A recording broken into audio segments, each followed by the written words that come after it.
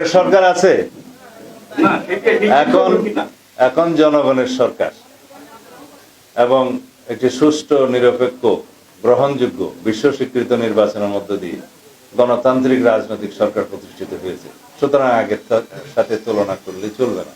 দ্বিতীয়ত, আমি প্রথম দিনেই মন্ত্রণালয়ে যোগদান করার পরে আপনাদের নিশ্চয়ই মনে আছে বলেছি যে চেইন অফ কমান্ড থাকতে হবে, স্টাবলিশ করতে হবে। এখন যে প্রশ্ন আপনি তুললেন যে একজন ওসি সরাসরি মন্ত্রীকে ফোন করবে কিনা, সেটা আমরা অ্যালাউ করি না।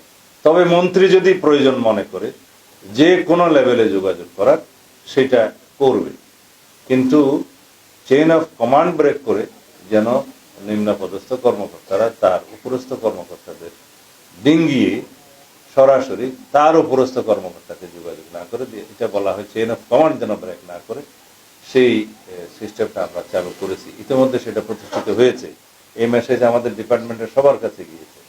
তবে পুলিশ কমিশনার বা আইজিপি যদি মনে করে যে কোনো লেভেলে উনি যোগাযোগ করবেন, সেটা করতে হবে, কাজের প্রয়োজন। এখানে চেইন অফ কমান্ডটা বজায় রাখতে হয় নিচের থেকে উপরে, কিন্তু উপর থেকে যে কোনো প্রয়োজনে যে কোনো লেভেলে যোগাযোগটা রাখবে, যে কোনো